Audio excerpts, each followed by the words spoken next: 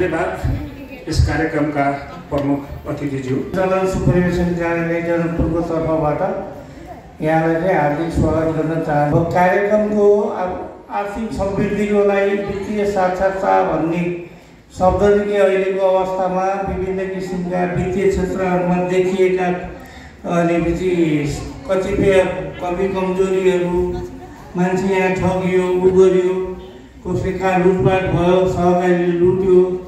तर हामीले एउटा कुरो के छ भने चाहिँ हामीलाई सामान्य ज्ञान भए तापनि वित्तीय साक्षरता प्रमुख कार्यकारी अधिकृत आदरणीय श्याम कुमार कटवालजीलाई हार्दिक अनुरोध गर्दछु। आर्थिक समृद्धिका लागि वित्तीय साक्षरता कार्यक्रमका सभापतिज्यू, आजको यस कार्यक्रमका प्रमुख अतिथि आदरणीय सञ्चालक समिति अध्यक्ष भरतराज कोइरालाज्यू र मञ्चमा आसीन सम्पूर्ण अतिथिगण, यस कार्यक्रममा उपस्थित हुनुभएका विभिन्न केन्द्रमा आबद्ध दिदीबहिनी, आमा, दाजुभाइ सम्पूर्णमा म यहाँहरूमा न्यानो अभिवादन गर्न चाहन्छु। वित्तीय साक्षरता कार्यक्रम बैंक तथा वित्तीय संस्थाहरूले अनिवार्य रूपले गर्नुपर्छ। पहिलोचोटि हामी उपत्यकाभित्र यो वित्तीय साक्षरता कार्यक्रम हामीले आयोजना गरेका छौँ। साक्षरताको विषयमा धेर थोर केही न केही जानकारी यहाँलाई हामीले सुरुमै सदस्यता निर्माण गर्दै तपाईँलाई सदस्य बनाउँदै कर्जाको कारोबार गर्दा यसलाई रिफ्रेसमेन्ट गर्ने, अझ चाहिँ वित्तीय साक्षरताको अभाव भयो भने के हुन्छ, यसको उपादेयता के छ, यसको के महत्त्व हुन्छ र वित्तीय साक्षरताको अभावले हाम्रो व्यापार व्यवसायमा चाहिँ तलमाथि पऱ्यो भने त्यसले के असर गर्छ। तर मैले अहिले समग्रमा यो वित्तीय साक्षरता कार्यक्रम के हो, वित्तीय साक्षरता साक्षरताको महत्त्व के छ र वित्तीय साक्षरताको अभावले भोलिका दिनमा हामीलाई के समस्या पर्छ, हामीले यसको अभावमा भोलिका दिनमा हाम्रो भविष्य के हुन्छ, केसम्म हुन सक्छ भन्ने विषयमा म सार संक्षेपमा यहाँलाई बताउन चाहन्छु। सर्वप्रथम म यहाँलाई यो ग्रामीण विकास लघु वित्त वित्तीय संस्थाको विषयमा सामान्य छोटो परिचय दिन चाहन्छु। ग्रामीण विकास लघु वित्त भनेको 2049 सालमा नेपाल सरकारले विपन्न वर्ग जसको चाहिँ व्यापार व्यवसाय छैन, काम गर्न खोज्दा साधन छैन, घर छैन, जग्गा छैन, त्यस्तो किसिमको तल्लो वर्गको जनतालाई वित्तीय सहयोग भनेको ऋण उपलब्ध गराएर उनीहरूलाई व्यवसाय बनाउने, काम गर्न सिकाउने र उनीहरूको आर्थिक उन्नति गर्ने उद्देश्यले खोलेको बैंक हो। नेपाल ग्रामीण विकास बैंक नामाकरण गरियो र पछि 2075-76 सालतिर चाहिँ नेपाल राष्ट्र बैंकले नेपालको बैंकहरूको नियमन गर्ने निकाय भनेको राष्ट्र बैंक छ। राष्ट्र बैंकले नेपालका बैंक तथा वित्तीय संस्थाहरूलाई कामको आधारमा वर्गीकरण गर्यो। क वर्गको बैंक कमर्सियल बैंक, ख वर्गमा विकास बैंक भनेर नामाकरण गरियो, घ वर्गमा अनि फाइनेन्स कम्पनी बनियो। बिना धितो समूहमा राखेर सामूहिक जमानीमा सानो सानो पुँजी उपलब्ध गराएर उनीहरूको आर्थिक उन्नति गर्ने कार्यमा संलग्न हुने कार्य गर्ने ती संस्थाहरूलाई चाहिँ एकमुष्टमा लघु वित्त भनियो। त्यसै नेपाल ग्रामीण विकास लघु वित्त वित्तीय संस्था भनेर लघु वित्त भनेर नामाकरण गरियो। र आज पनि नेपाल लघु वित्त वित्तीय संस्था ग्रामीण विकास लघु वित्त भन्ने बित्तिकै पहिलेको ग्रामीण विकास बैंक भन्ने सबैलाई थाहा छ। र हामीले गाउँघरमा जाँदाखेरि पनि ग्रामीण लघु वित्त कहाँ छ भनेर भन्दाखेरि मान्छेले घर त्यो अफिस देखाइदिँदैनन्, देखाउनुहुन्न। तर ग्रामीण बैंक कहाँनिर छ भन्नु ठ्याक्क त्यही भयो। तर लेख्ने बेला त ग्रामीण विकास लघु वित्त लेखिएको छ। नेपालमा यस्ता साना लघु वित्त संस्थाहरू थुप्रै छन्, अहिले जम्मा 51वटा छन्। हामी जस्तो दिदीबहिनीहरूलाई, दाजुभाइहरूलाई 7.5 लाखसम्मको कर्जा उपलब्ध गराएर उहाँहरूलाई चाहिँ व्यापार व्यवसायमा सहयोग गर्ने संस्थाहरू भनेका जम्मा हामी अहिले 51वटा छौँ। 51वटा मध्ये नेपालको सरकारले लगानी गरेको लघु वित्त भनेको एक ग्रामीण विकास लघु वित्त वित्तीय संस्था मात्रै, अरू चाहिँ। त्यसैले यो नेपाल सरकारको स्वामित्व भएको अर्ध सरकारी बैंकको रूपमा स्थापित छ। वित्तीय भनेको रुपैयाँ पैसा हो।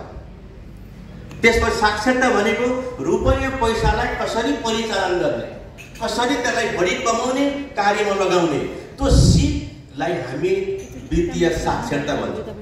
हामीले प्राप्त गरेको वित्तीय स्रोतलाई, वित्तीय साधनलाई, त्यो ऋणलाई, त्यो कर्जालाई सही ठाउँमा कसरी सदुपयोग गर्ने भन्ने विषयमा ज्ञान सिकाउँछ यो वित्तीय साक्षरताले। कर्जा लिइसके पछाडि चाहिँ त्यो कर्जालाई कुन ठाउँमा प्रयोग गर्छौँ, त्यस पछाडि प्राप्त भएको आम्दानीलाई चाहिँ केही आम्दानीको केही भागलाई हामी जोगाउँछौँ र त्यसलाई बचतको रूपमा राख्छौँ, त्यसलाई हामी सेभिङ भन्छौँ। त्यो सेभिङको विषयमा पनि, बचतको विषयमा पनि हामी वित्तीय साक्षरताभित्र अध्ययन गर्छौँ र हामीले प्राप्त गरेको वित्तीय स्रोत र साधनलाई हामीले परिचालन गर्दाखेरि कति आम्दानी हुन्छ, कति खर्च हुन्छ भन्ने विषयको हेक्का राख्न एउटा योजना बनाउन, पारिवारिक बजेटको पनि यो वित्तीय साक्षरताभित्रै हामी अध्ययन गर्छौँ।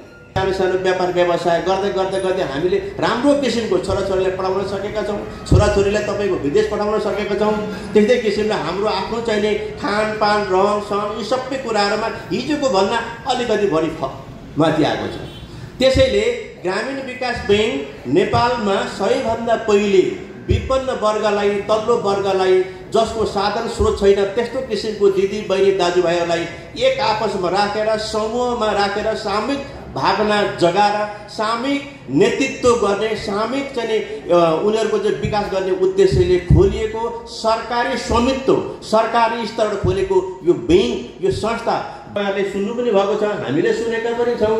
बजारमा विभिन्न किसिम हल्ला छन्, लघुवित्तले को पैसा तिर्नु पर्दैन, नतिरे पनि हुन्छ, पैसा मिना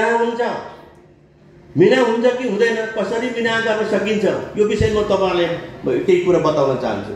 त्यस्तै किसिमले लघुवित्तले चाहिँ धेरै दिदीबहिनी दाजुभाइहरूलाई चाहिँ उठीवास लाएर चाहिँ तपाईँ इन्डिया अथवा विदेशमा चाहिँ पलायन बनायो भन्ने पनि छ।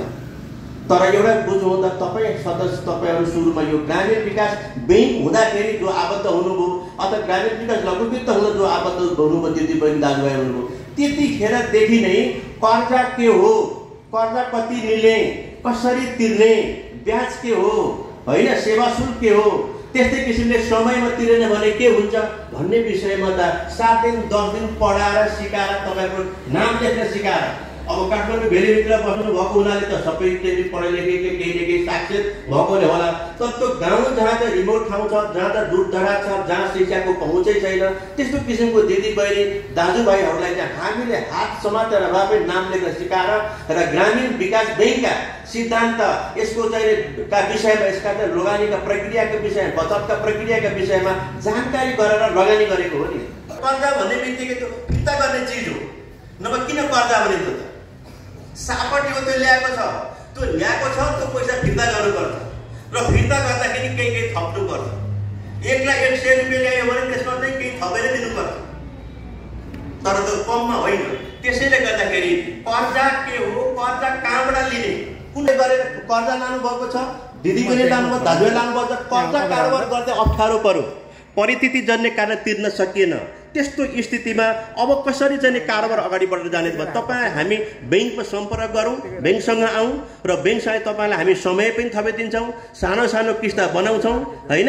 त्यसो गर्दाखेरि तपाईँहरूलाई अरू थप सहयोग, है, तपाईँलाई चाहिँ कुनै कारणले अप्ठ्यारो पारेको रहेछ, तपाईँको नियत ठिक छ, म तिर्छु, ग्रामीणको पैसा छ मैले तिर्छु, तर परिस्थिति झन् भनौँ घरमा चाहिँ श्रीमान बिरामी भएको होला, तर तपाईँको आफै बिरामी परेको होला, हाम्रो व्यापार व्यवसाय चाहिँ तपाईँको चाहिँ कुनै भवितव्य परेर त नोक्सान परेको होला, गर्न खोज्दाखेरि पनि नसकेर त्यो अप्ठ्यारो परेको परिस्थिति छ भने त्यसको लागि चाहिँ नै हामीले त्यसलाई चाहिँ नै मूल्याङ्कन गरेर त्यसका विषयमा यहाँलाई चाहिँ हामीले सहजीकरण गर्छौँ। त्यो तपाईँका पिरमार्गा के छन्, समस्या के छन्, त्यसलाई चाहिँ समाधान गर्नको निम्ति हामी हर तरहले प्रयत्नरत छौँ, हामी त्यो गर्छौँ। त्यसैले कर्जा लिँदाखेरि तपाईँले कति पैसा लिनुभयो, यो पैसा आफूले नै प्रयोग गर्ने कि अरूलाई दिने, त्यो कुरो पनि तपाईँले जान्नुपर्छ। धेरै दिदीबहिनीहरूले विश्वासको कारणले गर्दाखेरि पैसा ल्याउने, 5 लाख रुपियाँ ल्याउने, 2 लाख एउटालाई दिने, एउटालाई 1 लाख दिने, 2-3 किस्ता त उसले पनि तिर्दिने, अनि त्यो व्यक्तिले धेरैजनाको पैसा चलाएको कारणले गर्दाखेरि अनि जुलुस निकालेर हिँड्ने, आन्दोलन गर्ने, पैसा तिर्न हुँदैन, मिना गर्ने भनेर छ। हामी झन् काठमाडौँमै बसेको मान्छेले हेरौँ त हामीले त्यो उसमा चाहिँ गएको वर्ष पनि हेऱ्यौँ, होइन, देशभरिबाट चाहिँ महिला दिदीबहिनी आएर कस्तो जुलुस निकालेका थियो। तर 3-4 वर्ष भइसक्यो त मिना किन हुन सकेन त, होइन। यस विषयमा पछि कुरा गर्छु।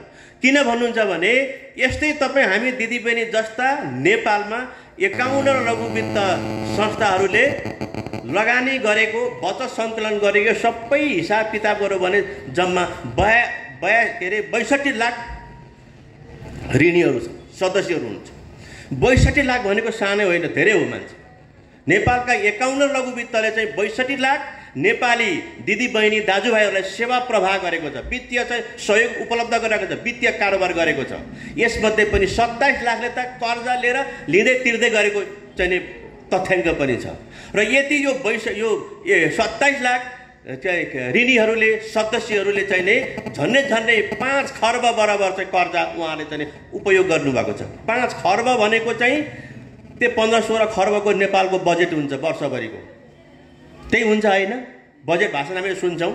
अब त्यो 15-16-17 खर्ब मध्ये अब 5 खर्ब जति त यस्तै तपाईँ हामीले प्रयोग गरेको पैसै रहेछ त, ल यो मिनै गरिदिने भन्ने भयो भनेदेखि त 11-12 खर्ब त के हुन्छ भन्दाखेरि पुलिस प्रहरी विदेशको ऋण तिर्ने होइन, अनि निजामती कर्मचारीले लगाएर अनि विभिन्न प्रतिनिधि होइन, विभिन्न जनप्रतिनिधिहरूको तल भत्ता यो अर्को चाहिँ त्यो के अरे भ्रमण भत्ता यी सबै लगाए त खर्च 11-12 खर्ब हुन्छ। अब 11-12 खर्ब त हुन्छ, यो ऋण मिना गर्दाखेरि 11-12-17 खर्ब हुन्छ भने नेपालको विकास बजेट के हुन्छ भन्नु त? नियतवश पैसा नतिरेर अरूको धेरै पैसालाई दुरुपयोग गरे तिनी मान्छेले सोझा साझा राम्रा मान्छेलाई पनि गोलबन्द गरेर अगाडि बढेको स्थिति देखिन्छ। त्यो चाहिँ लघुवित्त विरोधी गतिविधि त्यस हिसाबले चाहिँ अगाडि बढेको देखिन्छ। त्यसैले गर्दाखेरि कर्जाको विषयमा हामीले जानकारी लिनुपर्छ। भरे कर्जा के हो, कर्जा कसरी प्रयोग गर्ने, कर्जा कसरी तिर्ने, त्यसका सबै प्रक्रियाको विषयमा छुट्टै फेरि एउटा प्रस्तुतिकरण छोटो रूपले हुन्छ। यहाँलाई त्यहाँ धेरै जानकारी लिनुहुन्छ। वित्तीय साक्षरताभित्र कर्जादेखि अर्को पाटो भनेको बचत महत्त्वपूर्ण छ। हिजोको दिनमा हामीले के गर्थ्यौँ, खर्च गर्दै गयो, अन्तिममा पैसा जोग्यो भने बचत गर्ने, सकिएन भने ऋण काटेर व्यवहार चलाउने भन्ने थियो। तर अहिले कन्सेप्ट के हो त भन्दाखेरि हामीले व्यापार व्यवसाय गर्दाखेरि जति आम्दानी मासिक रूपले हुन्छ, हप्तामा हुन्छ, त्यो मध्ये मानिलिउँ 100 रुपियाँ हाम्रो आम्दानी हुन्छ भने 30 रुपियाँ चाहिँ पहिले छुट्याउनु हो। हामीले मिठो चोखो बनायौँ, खिर बनायौँ, सेल बनायौँ भने पहिले 2-3टा रोटी बाहिर राखेर चढाउँछौँ, खिर अथवा त्यो उचाइने अगाडि। अब अहिले त छोडिसक्यो धेरैले होला, पहिले त्यो हुन्थ्यो। मिठो चिज खानलाई धेरै समय पर्खनु पर्ने, भगवान्लाई चढाइदिइसके पछाडि चाहिँ नि राम्रो हुन्छ भने जस्तै हामीले जति आम्दानी गर्छौँ आम्दानीको पहिलो के हो त 30 रुपियाँ पैसा चाहिँ 100मा होइन छुट्टै हाल्नु पर्यो। त्यस पछाडि गएर अनि 70 रुपियाँबाट अर्काको कर्जा तिर्ने अनि खर्च सर्च गर्दै गयो भने अब हेर्नुहोस् त हरेक मान्छेले हामीले त्यो बचतको सोच त्यसरी बनायौँ भनेदेखि चाहिँ नि त्यो पैसा आज 100 रुपियाँ जम्मा हुन्छ, भोलि 100 रुपियाँ हुन्छ, पछि 100 रुपियाँ होला, ठुलो कुरो छैन। काठमाडौँ भेलीभित्र हेर्ने भने हामी 10 कप चिया खाएर ल्याउँछौँ, यो त्यो कति 25-30 रुपियाँ हुन्छ। 5वटा कप चिया खान्छ, 2 कप मात्रै जोगायो भने नि 40 रुपियाँ दिनमा उब्रिन्छ। 40 रुपियाँ भनेको 4 त्यहाँ 1200 हुन्छ महिनामा, 12 त्यहाँ 3600 भनेको त एउटा सानैमा अब 20 रुपियाँ 30 रुपियाँले केही पनि हुँदैन, ट्याक्सी चढ्ने पैसा हुँदैन। तर त्यो बचत गर्दै गयो भने भोलिका दिनमा त्यसले भोलि हामीलाई काम गर्छ। त्यसैले बचत चाहिँ भोलि समस्या पर्दा हाम्रो गर्जो टार्ने एउटा साधनको रूपमा हुन्छ, त्यसले अनि त्यसले ब्याज पनि कमाउँछ भन्ने सोच चाहिँ हामीले विकास गर्नुपर्छ। त्यसैले बचत महत्त्वपूर्ण छ र तपाईँ त्यो बचतबाट हामीले लघु वित्तको हिसाबले हेर्नु भने अहिले 7.5% ब्याज दिएको छ। हामीले 7.5% हामी ब्याज दिन्छौँ। अहिले कुनै पनि ब्याङ्क तथा वित्तीय संस्थाले त मुद्दतीमा पनि 5.5-6 भन्दा माथि छैन। भनेपछि हाम्रो साधारण बचतको पनि ब्याज दर चाहिँ अन्यको तुलनामा बढी छ। र यहाँलाई प्रदान गरेको जति कर्जा छ अब ग्रामीणकै हिसाब गरेर 14 अर्ब छ लगानी गरेको। तपाईँहरूले दिदीबहिनी 2,27,000 हुनुहुन्छ, 1 लाख जतिले कर्जाको कारोबार गर्नुभएको छ र यहाँहरूले जम्मा गरेको बचत 3.5 अर्ब छ। 500, 600, 200 गरेको पैसा त्यति छ, 3.5 अर्ब छ। र अनि हामीले यहाँहरूलाई लगानी गरेको पैसा भनेको चाहिँ सबै पैसा अरू ब्याङ्कबाट सरकारसँग ऋणमा ल्याएको छौँ, त्यो चाहिँ झन् 8.5 अर्ब छ। त्यसको पनि 3-3 महिनामा 7वटा ब्याज तिर्नुपर्छ। यहाँले लगेको पैसा तिर्दिनु भएन भने अनि हामीले तिर्ने त ठाउँ कहीँ पनि हुँदैन नि त। त्यसैले ब्याङ्क भनेको एउटा माझीको रूपमा काम गर्ने मेडिएटर भन्छ हामी, मध्यस्थकर्ताको रूपमा हामीले काम गरेका छौँ। हामीले कहीँबाट साधनले पैसा ल्याउँछौँ, यहाँलाई प्रदान गर्छौँ, यहाँले व्यापार व्यवसाय गर्नुहुन्छ, त्यसले केही कमाउँदै तपाईँ तिर्नुहुन्छ, त्यही पैसा फेरि हामीले फिर्ता गर्छौँ। र मानिलिउँ यो नेपालका लघुवित्तका ती 27 लाख ऋणी सदस्यहरूले चाहिँ सबैले पैसा नतिर्ने हो भने त के हुने भयो त? त्यो 5 खरब पैसा त ठप्पै हुन्छ, हामीले तिर्न सक्दैनौँ। त्यतिखेर के हुन्छ त भन्दा नेपालमा यो 27 लाख जनतालाई सेवा कसले पुर्याउँछ त? ऋण नतिरिसकेपछि कालो सूचीमा गइन्छ। कालो सूचीमा गइसकेपछि त के हुन्छ त भन्दाखेरि व्यापार व्यवसाय गर्न पाइँदैन, खाता खुल्दैन, सबै आर्थिक कारोबार बन्द हुन्छ। त्यस्तो स्थितिमा चाहिँ हाम्रो भोलिको दिन चाहिँ झन् दुःखदायी हुन्छ। बिमा भन्ने छ। बिमा के हो भन्दाखेरि तपाईहरूले जति कर्जा 2 लाख लिनुभएको छ, 5 लाख लिनुभएको छ, 6 लाख लिनुभएको छ, 50,000 लिनुभएको छ, प्रत्येक कर्जाको बिमा बैंक आफैले बनाइदिएको छ। हामीले पनि बिमा गरिदिएका छौँ। व्यापार व्यवसाय हामीले व्यापार गरेका छौँ, भोलि आगो लागेछ अरे तपाईँ हाम्रो चाहिँ के अरे कुनै त दुःखद निधन भएछ, त्यस्तो अवस्थामा पनि के हुन्छ भन्दा त्यहाँबाट क्षतिपूर्ति पाइन्छ। त्यसैले बिमा नगर्दाखेरि भोलिको दिन के हुन्छ थाहा छैन, अहिले हामी यसो फर्केर के हुन्छ थाहा पाउन सकिँदैन। त्यसले गर्दाखेरि बिमा चाहिँ हामीले व्यापार व्यवसाय गर्दाखेरि चाहिँ त्यसको व्यापार व्यवसाय कुनै क्षति भयो भने त्यसले चाहिँ क्षतिपूर्ति दिन्छ भन्ने सोचले तपाईँ हामीले बिमा गर्छौँ र बिमा गर्नुपर्छ। यो रेमिटान्सको विषय पनि जोडिएर आउँछ। विदेशमा गएर पैसा ल्याउने कुरा हुन्छ र अहिले ग्रामीण विकास लघुवित्तले के गरेको छ भन्दाखेरि संसारका जुनसुकै कुनामा बसेको नेपालीले आफ्नो छोरा छोरी दाजु भाइ बुहारी छोरीले त्यो सुविधा हामीले चाहिँ त्यो डिजिटल चाहिँ पेमेन्टको सुविधा हामीले गरेका छौँ। एसएमएस अलर्ट भन्छ, सूचना दिन्छ। तपाईँले वित्तीय कारोबार गर्दाखेरि पारदर्शिता छ कि छैन तपाईँको काम कारोबार भन्ने हिसाबले मैले यति पैसा बुझाएको थिएँ, त्यो विषय त्यो सरले जम्मा गरेको त दुविधा हुनु परेन। सबै कर्मचारी हामी एउटै हुन्छ भने छैन नि। नियत खराब राख्ने मान्छेले त तपाईँको पासबुकमा चाहिँ एउटा चढाइदिने, भरे पैसा जम्मा गर्ने भने तपाईँलाई समस्या हुन्छ। तर अब तपाईँको मोबाइलमा थाहा हुन्छ, तपाईँले पैसा लाने बित्तिकै 5 लाख रुपियाँ पाउनु भने तपाईँको बेलुका 5 लाख रुपियाँ तपाईँको खातामा जम्मा भयो है भनिदिन्छ। तपाईँ डिजिटल पासबुक भन्छौँ, त्यसरी तपाईँको चाहिँ पासबुकको निम्ति अब छुट्टै चाहिँ लिनु पनि पऱ्यो। तपाईँले बचत गर्नुभयो, आज 500 जम्मा गर्नुभयो, त्यो 500 पनि तपाईँले जम्मा भएको पैसा त्यहाँ खबर आउँछ। तपाईँ हामीले सकेनौँ त्यो पढ्न आएन भने पनि नपढ्न सक्ने दिदी बहिनीहरूले चाहिँ आफ्नो नातिलाई छोरालाई बच्चालाई पनि यो बेलुका घन्टी टिनिटिनी बजेन भनेदेखि चाहिँ सम्पर्क राख्नु पर्यो अफिसमा। मैले त पैसा यति बुझाएको थियो, मेरो त खबरै आएन भनेर भन्नु। 1 वर्ष पछाडि चाहिँ फेरि त्यो मान्छे चाहिँ ल्याएको मान्छेले जम्मा नगरिदिकन रिटायर गरेर हिँडेको रहेछ, कहाँ खोज्न जानु हामीले। त्यसले गर्दाखेरि तपाईँको वित्तीय कारोबार अझ झन् सुरक्षित हुन्छ, पारदर्शी हुन्छ। कति पैसाले कति पैसा तिरे, कति पैसा तिर्न बाँकी हुन्छ, सबैको थाहा हुन्छ। गएको पैसा तिरिएन भने त्यसको खर्च लेख्नुपर्छ, नोक्सान हुन्छ, घाटा भयो भने चाहिँ के हुन्छ, ब्याज दर पनि घट्दैन, काम हाम्रो सेवा सुविधा पनि तपाईँको चाहिँ अरूको भन्दा तुलनात्मक चाहिँ सस्तो बनाएर जान पनि सकिँदैन। हाम्रो कर्मचारीहरूले मानवीय व्यवहार गर्ने यहाँले सुन्नुभएको छ। कतिपय चाहिँ लघुवित्तभित्र पनि कर्मचारीले ज्यादै गरेको छ। 12 बजीसम्म घरमा बसेर पैसा उठाएको छ, एउटा चाहिँ भैँसीको पाडो तानेको छ, भाँडा चाहिँ घिसारेको छ होइन। त्यस्तै किनेर तपाईँको चाहिँ अन्य चाहिँ त्यो भाँडाकुँडाहरू पनि लगेर चाहिँ बेचेर चाहिँ यो ऋण असुली गरेको छ भन्ने छ। तर त्यस्तो किसिमको ज्यादा हामीले गरेर हामीले व्यवहार के छ, तपाईँले पैसा लगाउनु भएको छ, कसरी तिर्ने सकिएन भने त सङ्कट त पुगिहाल्यो नि। कारोबार गर्दाखेरि चाहिँ तलमाथि पर्यो भने त्यसको चाहिँ संरक्षणता सरकारको पनि स्वामित्व भएको हिसाबले ग्रामीण लघुवित्त वित्तीय संस्थाको जवाबदेहिता होइन अनि अलिकति बढी छ भन्ने कुरा यहाँलाई म राख्न चाहन्छु। अब म यहाँलाई धेरै समय लिन्न, यो व्यापार व्यवसाय गर्नका लागि जुन तपाईँले पुँजी लिनुभएको छ, कर्जा लिनुभएको छ, यो कर्जा तिरिएन भने के हुन्छ भन्ने विषयमा 2-4 कुरा म यहाँ गर्नु। पहिलो नम्बरमा के हुन्छ त, कर्जा चाहिँ भाकाभित्रमा तिर्न सकिएन, तिरिएन भने तिर्न खोजिरहेको छ, तिर्न सकेन भने त्यस्तो किसिमको तिर्न नसक्ने मान्छेहरूले ब्याङ्कसँग सम्पर्क राख्नु पर्यो।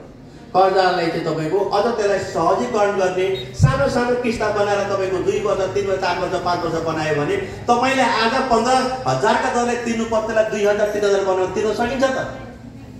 व्यापार व्यवसाय होइन कि एक ठाउँमा बसेर पैसा माग्यो भने मात्रै पनि त्यो किस्ता तिर्न सकिन्छ। म यहाँलाई भन्न चाहन्छु जो मान्छेले जो दिदीबहिनी जो दाजुभाइहरूले चाहिँ कर्जा चाहिँ नियत खराब राखेर अब म तिर्दिन भन्छ भने त्यसको त्यस्तो किसिमको चाहिँ व्यक्तिको निम्ति चाहिँ भोलिको दिन अत्यन्तै दुःखदायी हुन्छ, पीडादायी हुन्छ।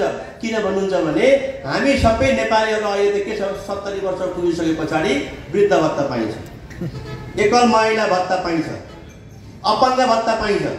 यो सबै भत्ता, यो सबै पैसा ब्याङ्कको खातामा जान्छ कि क्यास पैसा? त अहिले क्यास दिँदैन, क्यासमा हिँडामिना भयो भने खाता खोल्नु पर्यो, पैसा त्यहाँ जान्छ। अब भन्नुहोस् त, कालो सूचीमा ऋण नतिरे बापत भाकामा पैसा तिरेन भने कालो सूचीमा चाहिँ दर्ता हुन्छ। कालो सूचीमा दर्ता भयो भनेदेखि नेपाल अधिराज्यभरि जुन जुन ब्याङ्कमा खाता त्यति सबै बन्द हुन्छ। अब खोल्छु भन्नु भने पाइँदैन। ल अहिले त केही नतिरे पनि भोलिका दिनमा बुढेसकालमा बाँच्यो भनेदेखि त त्यो अहिलेको 4000 त त्यतिखेर हामीले पैसा पाउनेमा 10,000 होला नि त, पुग्छ खानालाई पुग्छ। त्यो पैसा त हाम्रो खातामै पैसा आउँदैन, एक नम्बर। दोस्रो कुरो के छ, हाम्रा छोराछोरी नजाउन्, नाति पनाति पनि विदेश जान्छन् भने पनि त्यतिखेर चाहिँ यो कालो सूचीमा छ कि छैन भनेको ब्याङ्क वित्तीय संस्थाबाट पैसा ल्याएर तिरेको छ कि छैन, कालो सूचीमा परेको छ कि छैन भनेर हेर्छ त्यहाँ। अहिले हामीले अस्ट्रेलिया छोराछोरी पढ्न पठाउँ, ल हेर्नु त एउटा खाता खोल्नुपर्छ। आफै ब्ल्याकलिस्टेड भयो भने खाता खोल्न पाइयो त? नेपालीहरूको भनेको +2 गरिसकेपछि बाहिरै पठाउने छ, यहाँ बसेर हुँदैन।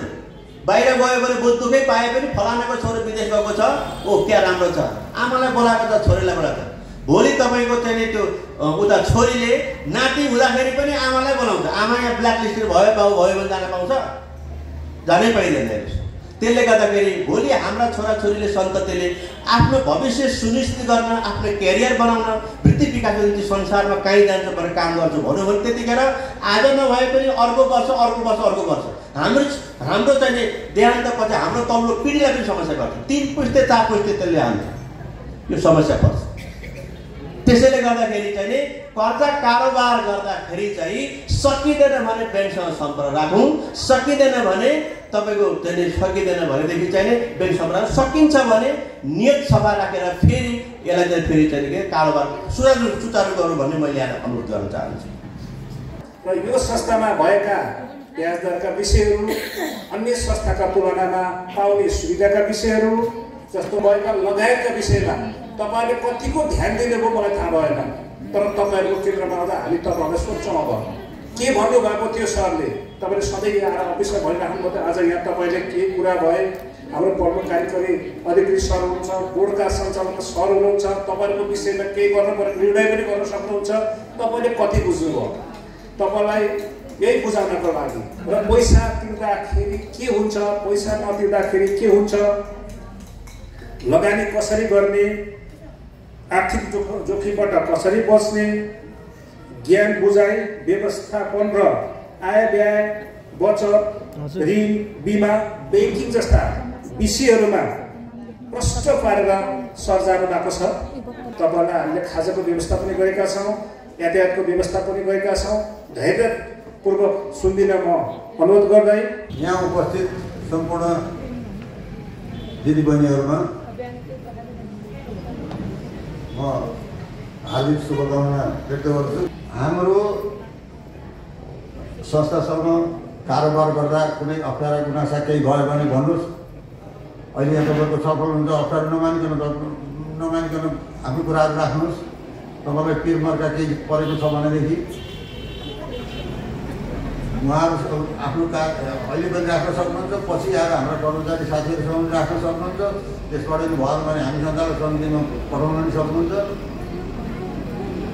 र तपाईँहरूको मेहनत, तपाईँहरूले लगनशीलता अनुशासन भएर लगानी लगानीहरू पनि दिनुहुन्छ, बचत गर्नुहुन्छ, ऋण तिर्नुहुन्छ।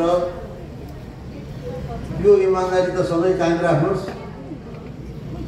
तपाईँहरूको प्रगति बिस्तारै हुँदै जानेछ। हेर्नुहोस्, केही पैसा ऋण लिएर तपाईँले अहिले आफ्नो कारोबार गर्दै हुनुहुन्छ, व्यवसाय गर्दै हुनुहुन्छ, विभिन्न व्यवसायमा लगाउनु भएको छ, व्यापृत हुन्छ। केही त कस्तो भएर तपाईँहरू आज यसरी संलग्न भइरहनु भएको छ। र यसको लागि म तपाईँहरूलाई धेरै धेरै पुनः धन्यवाद ज्ञापन गर्न चाहन्छु। हजुरहरूलाई हामीले बिना धितो सामूहिक जमानीमा ऋण गरेर दिएको छौँ, इमान्दारी साथ दिएको छौँ। र हजुरहरूले पनि इमान्दारी साथ कार्य गरिदिन अनुरोध गर्दै जानुभएको छ।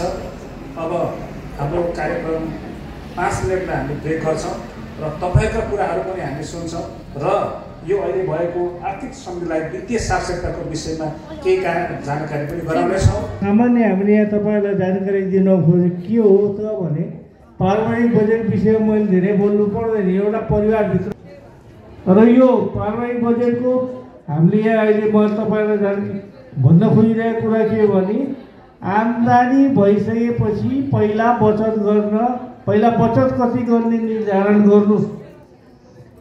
त्यसले के गर्छ त तपाईँहरूको मान्छेको त आवश्यकता त अनेक हुन्छ। आवश्यकता अनेक भएपछि त तपाईँले आम्दानी जति भयो त्यति खर्च गर्दै जानुहुन्छ। मानौँ न मैले अघि भने श्रीमानको कमाइ छ, छोराको कमाइ भनिएन भने के हुन्छ भने श्रीमानले कमाएको पैसा उसको आवश्यकता अनुसार उसले आफै खर्च गर्ने भयो, छोराले छोराको हिसाबले जाने भयो। व्यापारमा तपाईँहरूको आफ्नो हिसाबले गर्दाखेरि खर्चको के हुने भयो, तपाईँको सीमा चाहिँ हुँदैन नि त। तपाईँको आवश्यकताको सीमा छ, हामीलाई अति आवश्यक हुन्छ त्यसमा पहिला खर्च गरेर खर्च गर्ने भन्ने प्रवृत्ति चाहिँ यो पारिवारिक बजेटको कुरा हो। बचतको कुरा तपाईँहरू सबैले जान्नुभएको छ। मैले एकदम 15 देखि 20 मिनटमा मैले तपाईँहरूको कुरा सबै सानो कुरा मैले जेलिने जाने मान्छे हो होइन। अहिले नभए कुनै जग्गा अझै छोरी अलिक ठुली भयो फेरि त्यही हो नि। त्यही भएर टाइम आम्दानी माइनस खर्च बराबर बचत, आम्दानी माइनस बचत बराबर खर्च भने हामी जति आम्दानी गर्छौँ र हामीलाई चाहिने जति बचत मैले चाहिँ 5,000 खर्च गरेपछि मेरो जुन 15,000 हो त्यसलाई नै अहिले चाहिँ नयाँ भाषा हुन्छ। पहिला हिजो चाहिँ आम्दानी र खर्च घटाएपछि मात्रै आम्दानी र बचत घटाएपछि मात्रै हुन्थ्यो भने अहिले चाहिँ के छ आम्दानी र बचत घटाएपछि मात्रै त्यसलाई जति हामीले चाहिँ सक्छौँ त्यो फारू भन्छ नि फारू क्या फारू गरेर चाहिँ मात्रै कम खर्च गरेर मात्रै हामीले चाहिँ बचत गर्ने चाहिँ कुरालाई सम्झाइरहेको हुन्छ क्या। बाबु तिमीले खर्च नगर यो भुइँको पैसा बचत गर्यो भने त्यो बाबुले सम्झाएको चाहिँ हामीले देखाउनु हो। अब बचत किन गर्ने त अब एकदम छोटो बिरामी हुँदा बचत हामीले किन गर्नुपर्छ? बचत जति पनि हाम्रो सुरुमा हामीले के सोच्ने रहेछौँ भन्दाखेरि राम्रो मान्छेसँग बिहा होस् भन्ने सोच्छौँ है पहिला होइन। लभ म्यारेज गरेर चाहिँ भागेर गरिदिनु है अथवा एरेन्ज म्यारेज गरिदिनु राम्रो मान्छेसँग बिहा होस् भन्ने सोच्छौँ। श्रीमती कस्तो परोस् भन्ने सोचिन्छ, तातो पानी देओस् चिसो पानी देओस् होइन, बिरामी नभएकामा चाहिँ झर्को नमानोस् भनेर सोचिन्छ हो। हाँसी खुसी जीवन बिताउनु पायो सबैको उद्देश्य यही हो। पैसा ल्याउने यही हो, बचत गर्ने यही हो, सबै त्यही जानु होइन। सानो परिवार एउटा छोरा एउटा छोरी अहिले एउटा मात्रै हुन्छ होइन, जति बनायो नि होइन। सानो परिवार होस् खुसी होस् सुख साथ बस्न पाइयोस् भन्ने हो के सोच्ने हो। त्यसपछि अलिक माथि गएपछि धेरै पैसा कमाइयो भने कहाँले पैसा कमाएपछि नाम कमाइस् भने त्यस्तै कम्ती हो। नाम कमाइयो भनेर सोच्ने हो होइन। त्यसले गर्नु नपाइयोस् सहज नपाइयोस् मिसमान बस्नु अनि सबैको उद्देश्य भनेको त्यो के अरे यहाँ भवनका त्यो लाउने बेलासम्म पनि छुट्टी परिवार होस् भनेर सोच्ने हो। कर्जा लिने बचत लिने सबै त्यही हो। अनि बुढेसकालमा यस्तै साथीभाइ हेर्दा हाँस्न सक्यो भने तपाईँ हाम्रो जीवन बल्ल सार्थक हुन्छ है। अनि कर्जा लिँदाखेरि 3टा सोच हुन्छ, एउटा औपचारिक क्षेत्र हुन्छ एउटा अनौपचारिक क्षेत्र। सबै कर्जा लिँदाखेरि औपचारिक क्षेत्रबाट लिनुपर्छ भनेको विभिन्न तथा सहकारीबाट लिन पनि पाइन्छ, आमा समूहबाट लिन पाइन्छ। त्यसको लागि के हुन्छ नियमन गर्ने संस्थाहरू कमजोर हुन्छन्। अनि सहकारी भाग्य भनेर चाहिँ कसैले गर्दैन नि, हामीले फलीको रूपमा मुद्दा दिनुपर्छ। पनि हामीलाई होइन योभन्दा धेरै गर्ने आश होइन यसमा थप्दै जानुभएको छ, त्यसमा म धेरै खुसी छु। मेरो अब मभन्दा माथि सिनियर मेरो दिदी आज उपस्थित हुन सक्नु भएन, त्यसको प्रबन्धनमा म यहाँ सहभागी भएको छु। हामीलाई हिजोको दिनमा हाम्रो घर माइती कसैले केही नगर्दा पनि हामीले थोरै ब्याजमा केही लगानी नलगाइकन केही धितो नराखिकन बिना धितो थोरै कर्जाबाट हामीले केही गरौँ भन्ने उत्साह बोकेर यो समूहमा हामी पस्यौँ होइन। आज त्योभन्दा अब भोलिका दिनमा त्योभन्दा धेरै माथि हामी पुग्दै जाउँ भन्ने उ गर्दै हजुरहरूलाई के कस्तो लाग्छ मलाई चाहिँ यसबाट म धेरै नै खुसी छु होइन। हाम्रो केन्द्रले अब यहाँ के कस्तो गरेको छ हजुरहरूलाई म्यामहरू के हुनुहुन्छ म्यामप्रति पनि म धेरै खुसी छु। आभार छु। भोलि हजुरले पनि अब केही सोच्नुहुन्छ। मेरो यति भन्दै म मेरो मन्तव्य यहाँ गर्छु। धन्यवाद। विशिष्ट अतिथि एमएस संस्थाको प्रमुख कार्यकारी अधिकारी श्री श्याम कुमार कटवालज्यू, अर्को अतिथि प्रधानकाले बुटोलबाट पाल्नुभएका विभागीय प्रमुख श्री खगेन्द्र प्रसाद अर्यालज्यू, त्यसै गरी बुटोलबाट पाल्नुभएका विभागीय प्रमुख श्री पीताम्बर नेपालज्यू, हलभित्र उपस्थित भएका सम्पूर्ण केन्द्र प्रमुखको तर्फबाट सबैभन्दा पहिले हार्दिक नमस्कार नमन गर्न चाहन्छु। गरेको छ एउटा काठमाडौँ महानगरपालिका, दोस्रो गोकर्णेश्वर नगरपालिका र तेस्रो बुढानेकडी नगरपालिका। हाम्रो यस जोरपाडी शाखामा करिब 1475 जना सदस्यहरू यहाँ आबद्ध हुनुहुन्छ। मोटामोटी 8 रहेको छ। त्यसै गरी हामी ऋणी सदस्यहरूबाट बचतकर्ताहरूबाट मोटामोटी 3 करोड 60 लाख रुपियाँ हामीले बचत सङ्कलन गर्न सफल भएका छौँ।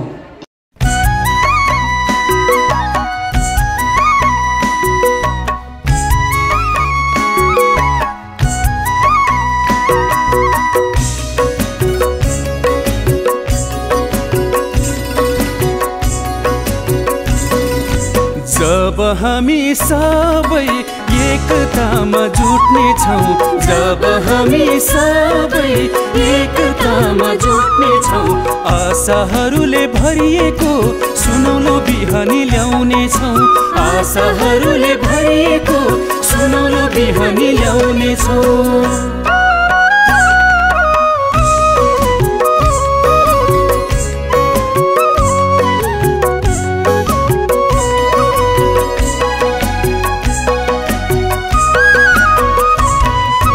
सहकार्यको पथमा जब हामी